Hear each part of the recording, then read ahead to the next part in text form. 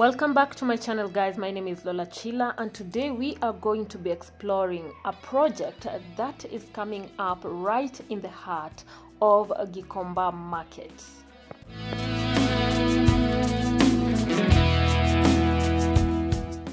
Gikomba was founded as early as the 1950s. Over the decades, the market has grown to be Kenya's largest informal hub for second-hand clothing, which we call mitumba, that is shoes, household goods, and more, making it a key economic engine for countless small-scale traders.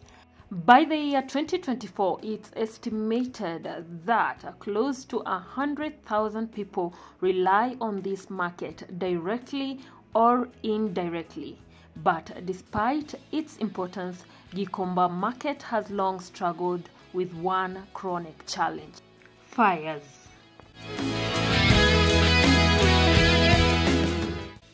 Fires at Gikomba have occurred repeatedly over decades, with reports going back to at least the 1980s. One of the earliest widely documented major blazes was the Great Gikomba Fire on 6th of September 2000, which was an 8-hour inferno in the used clothing sections. Since 2010, the market has so far experienced fires almost every year, with only a few exceptions. For example, in June 2018, a deadly fire killed about 15 people, with many more injured when the section dealing in timber and clothes caught fire. Then came April 10, 2019, where more than 2,000 stalls and structures were destroyed. So frequent fires continued throughout the 2020s, and traders and reports mentioned that incidents in 2020, 2021, 2022, and 2024 up to 2025.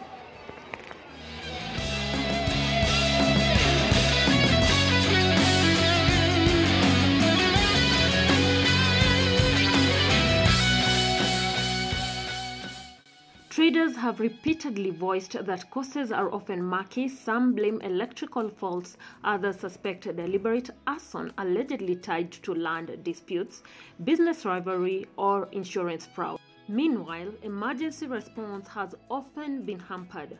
Firefighters have cited lack of access roads, congestion, and even water shortages as obstacles. The result? Year after year, traders picking up from the ashes, rebuilding, only to risk losing everything again. Lives lost like in 2018. Recognizing the dangers, in 2017 the government promised to build a modern market after a major fire.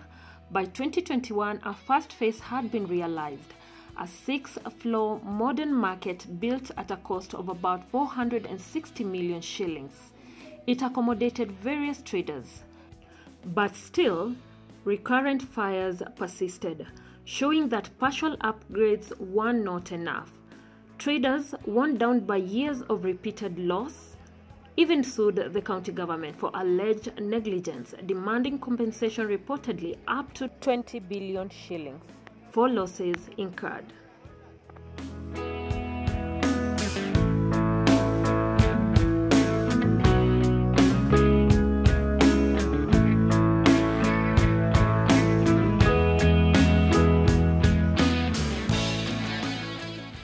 But come 2025, authorities unveiled a brand new 7-story market facility along Quarry Road designed to host over 1,700 traders. It will be called the Gikomba Quarry Road Market Block D.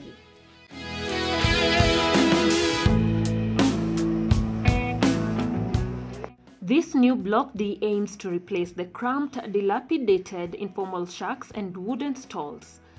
Key design features include basement parking, proper internal layout, cold rooms for perishable goods, a hardware section, a refuse collection area, and social amenities like a daycare center and a youth center, all to bring dignity and functionality to traders' works. This project also aligns with the broader intent under the government's economic agenda to uplift informal sector workers, seeking to transform hustle into structured, dignified enterprise. And for the fires, local traders and residents have repeatedly called for a permanent solution, not just temporary repair or relief, but infrastructure that can respond immediately when disaster strikes. Recognizing this, the Nairobi County government has committed to building a dedicated fire station inside Gikomba, a move that traders and many stakeholders hope will finally bring an end to the cycle of horror.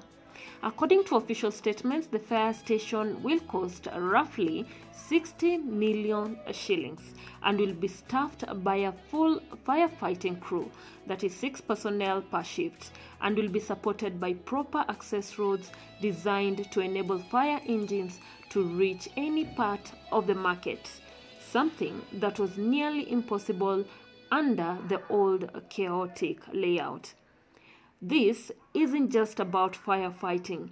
The station represents a commitment to traders' safety and dignity. It's a recognition that informal traders deserve protection and that their livelihood is not disposable. With a fire station at hand, a fire will no longer mean total ruin. Instead, there will be a chance to respond quickly, save lives, salvage property, and avoid the heartbreak that has become all too familiar. And now, with a 7-story market building at Quarry Road, with proper layout, better materials, structured stalls, and integrated infrastructure, the fire station is finally part of a broader plan to transform Gikomba from a hazard-prone informal jumble into a safe, modern, and dignified hub of trade.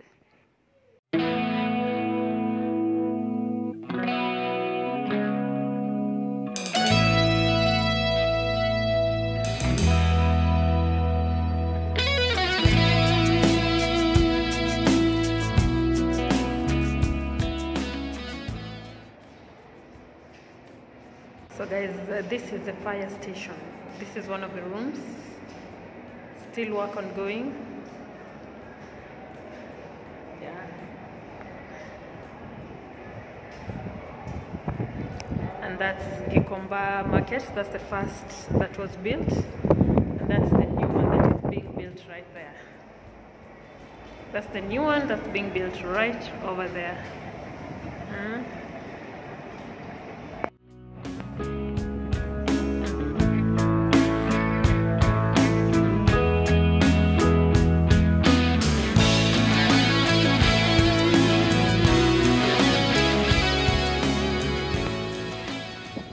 Gikomba Market's story has always been a mix of grit, hustle, tragedy, and resilience.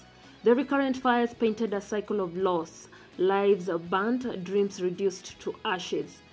But now, with the new 7-story Gikomba Quarry Road Market Block D, there is a real possibility of breaking that tragic cycle. This isn't just about new stalls or buildings.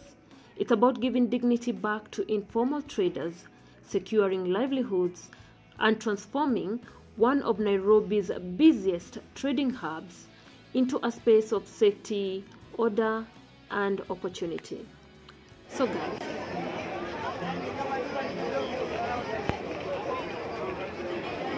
this has been Gikomba Market for you today.